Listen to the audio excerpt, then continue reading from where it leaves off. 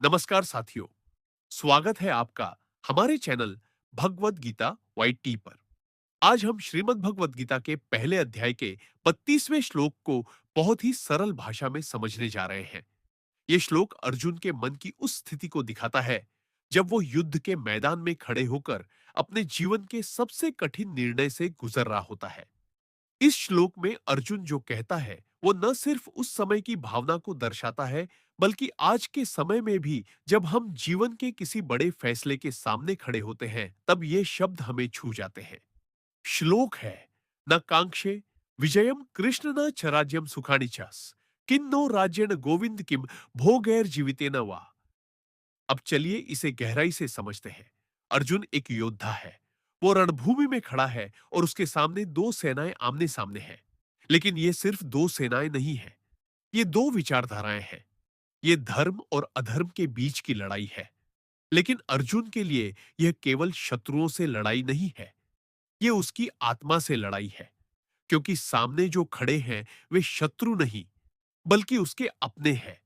दादा है, गुरु है, भाई है, रिश्तेदार है। अब जरा सोचिए, अगर हमें कहा जाए कि अपने परिवार से लड़ो, उन्हें मारो और उसके बदले तुम्हें दुनिया का सबसे बड़ा राज्य मिलेगा, क्या हम खुशी से लड़ पाएंगे? अर्जुन भी ऐसा ही महसूस कर रहा है। वह कहता है, हे कृष्ण, मैं इस युद्ध को जीत भी जाऊं, अगर मुझे राज्य भी मिल जाए, लेकिन जब मेरे अपने लोग ही न रहेंगे, तब उस जीत का क्या अर्थ रहेगा? यही इंसानी भावनाओं का सबसे सच्चा रूप है। अर्जुन को युद्ध की इच्छा नहीं है, वो शांति चाहता है, लेकिन उसके मन में धर्म और कर्तव्य की भी समझ है। फिर भी भावनाएं भारी पड़ रही है। यह श्लोक हमें यह भी सिखाता है कि जब हम अपने जीवन में सफलता की ओर बढ़ते हैं, तो कई बार हमें ऐसे मोड़ आते हैं जहां हमें खुद से यह सवाल करना पड़ता है, क्या वाकई ये सफलता मेरे अपनों की कीमत पर होनी चाहिए? कई बार लोग पैसा, पद, प्रतिष्ठा के पीछे भागते हैं, लेकिन जब उन्हें पता चलता है कि इस दौड़ में उन्होंने रिश्ते, प्यार, अपनापन खो दिया, तब वो उस सफलता से खुश नहीं होते। अर्जुन यही समझा रहा है, अगर जीत में अपनों की हार छुपी हो, तो वो जीत नहीं, वो तो खालीपन है। कृष्ण के सामने अर्जुन अपने दिल की बात खोलकर रख देता है, और यही वो पल है जहां से गीता का असली संवाद शुरू होता है। अगर हम इस श्लोक को आज के समय में देखें, तो हमें कई उदाहरण मिलेंगे। जैसे एक बेटा विदेश जाकर बहुत बड़ा अधिकारी बन जाता है, लेकिन जब वो लौटता है, तो माँ बाप अब इस दुनिया में नहीं होते। तब वो सोचता है, किसके लिए कमाया, किसके लिए दौड़ा? या फिर कोई नौकरी के लिए इतना व्यस्त हो जाता है कि अपने बच्चों का बचपन नहीं देख पाता। और जब वक्त आता है, तो बच्चे बड़े हो चुके होते हैं और दूर चले जाते हैं। ये सब वही बातें हैं जो अर्जुन कह रहा है। अगर अपने ही न हो, तो उस जीवन का क्या अर्थ? लेकिन यहां एक और बात है। अर्जुन युद्ध से भागना नहीं चाहता, वो सिर्फ भावनाओं में डूब गया है। ये बहुत सामान्य बात है। हम सब कभी ना कभी जीवन में ऐसे मोड़ पर आते हैं जहां निर्णय लेना कठिन हो जाता है। शांति चाहिए, लेकिन धर्म भी निभाना है। दिल कहता है एक बात, दिमाग दूसरी। अर्जुन का यह श्लोक उस इंसानी संघर्ष का प्रतीक है जहां भावनाएं और कर्तव्य टकराते हैं। और इसीलिए श्री कृष्ण चुपचाप अर्जुन की बात सुनते हैं। वो तुरंत कोई उपदेश नहीं देते।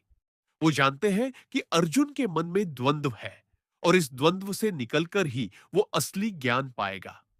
इस श्लोक में जो राज्य और भोग की बात है, ये सिर्फ सत्ता और सुख की बात नहीं है। यह प्रतीक है हमारे लालच के, हमारी इच्छाओं के, हमारे लक्ष्य के। लेकिन अगर इन लक्ष्यों को पाने के लिए हमें अपनों से दूर जाना पड़े, अपने मूल्यों को खोना पड़े, तो फिर वह लक्ष्य हमें खुशी नहीं दे सकता। क्योंकि जीवन का असली सुख रिश्तों में है, अपनापन में है, शांति में है। अर्जुन की यही पीड़ा युद्ध से ज्यादा अपनेपन की है। वो कह रहा है, हे कृष्ण, जीतना बेकार है अगर मेरे अपने ही न रहे। कितनी गहरी बात है, कितना सच्चा भाव है।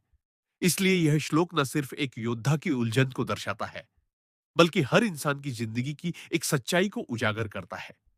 और यही वजह है कि गीता आज भी प्रासंगिक है, क्योंकि हमारे जीवन में भी रोज ऐसे युद्ध होते हैं।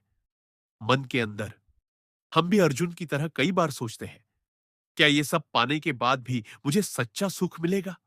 और तब हमें भी एक कृष्ण की जरूरत होती है, जो हमारे भीतर हो, जो हमें रास्ता दिखाए, जो कहे, तू अपने कर्तव्य पर ध्यान दे, फल की चिंता मत कर। तो साथियों, इस श्लोक को पढ़ते वक्त हम सिर्फ अर्जुन की स्थिति नहीं समझते, बल्कि अपनी भी पहचान पाते हैं। यह हमें सिखाता है कि रिश्तों की कीमत, भावनाओं की गहराई और सच्चे जीवन का अर्थ क्या होता है। इसका बहुत ही सरल अर्थ है, हे कृष्ण, मुझे ना तो विजय चाहिए, ना राज्य और न ही सुख। हे गोविंद, जब मेरे अपने ही इस युद्ध में मारे जाएंगे, तो ऐसे राज्य का क्या मतलब, ऐसे सुखों का क्या लाभ, और ऐसा जीवन भी किस काम का होगा। अर्जुन के मन की हालत उस समय बेहद विचित्र थी। वह एक वीर योद्धा होने के बावजूद भीतर से टूटा हुआ महसूस कर रहा था। सामने अपने ही खून के रिश्ते खड़े थे, दादा, चाचा, भाई, गुरु और सखा। युद्ध जीतने का विचार अब उसे डराने लगा था, क्योंकि अगर जीत में अपनों की ही हार हो, तो ऐसी जीत का क्या मूल्य। अर्जुन श्री कृष्ण से कहता है, हे कृष्ण, अगर मैं यह युद्ध जीत भी जाऊं और मुझे संपूर्ण राज्य भी प्राप्त हो जाए, फिर भी जब मेरे अपने ही इस दुनिया में न रहे, तो उस राज्य का क्या करूंगा। उसका यह प्रश्न न सिर्फ युद्ध का विरोध है, बल्कि गहरे पारिवारिक और मानवीय मूल्यों की पुकार है। इस श्लोक में अर्जुन सिर्फ युद्ध नहीं टाल रहा, वह अपने भीतर चल रही उस उथल पुथल को शब्द दे रहा है, जिससे हर इंसान जीवन में कभी न कभी गुजरता है। जब रिश्ते और जिम्मेदारियां गए आमने सामने खड़े हो जाइए, तब निर्णय लेना सबसे मुश्किल होता है। अर्जुन भी उसी द्वंद्व से जूझ रहा है। जीवन में जब हम सफलता की ओर बढ़ते हैं, चाहे वह नौकरी में हो, व्यापार में हो या समाज में नाम कमाने में, तो रास्ते में कई बार हमें ऐसे मोड़ मिलते हैं जहां हमें ठहर कर सोचना पड़ता है कि क्या इस सफलता का मूल्य बहुत अधिक तो नहीं चुकाया जा रहा? क्या कहीं हम अपनों को पीछे तो नहीं छोड़ते जा रहे? कई लोग जीवन में इतना आगे बढ़ने की कोशिश करते हैं कि धीरे धीरे वे अपने ही परिवार, अपने रिश्तों से दूर होते चले जाते हैं। पैसे और प्रतिष्ठा की दौड़ में जब उन्हें पता चलता है कि रिश्तों की गर्माहट छूट गई है, तो उन्हें वो ऊंचाई भी सूनी लगने लगती है। उस समय उन्हें समझ आता है कि बिना अपनों के कोई भी उपलब्धि अधूरी है। अर्जुन की यह भावना हर उस व्यक्ति की है जिसने कभी अपने लक्ष्य की कीमत पर अपने रिश्तों को खोया है। यही श्लोक हमें आईना दिखाता है कि जीवन केवल जीतने का नाम नहीं, बल्कि साथ चलने और साथ निभाने का नाम है। रिश्तों के बिना ना कोई युद्ध सार्थक है और ना ही कोई विजय। अगर आपको यह वीडियो पसंद आया हो, तो कृपया इसे लाइक करें, अपने दोस्तों और परिवार के साथ शेयर करें और चैनल भगवत गीता वाईटी को सब्सक्राइब करना बिल्कुल ना भूलें। नीचे कमेंट में जरूर बताइए कि आपने इस श्लोक से क्या सीखा और कौन सी बात आपके दिल को छू गई। मिलते हैं अगले श्लोक के साथ, एक और गहराई, एक और सीख के साथ।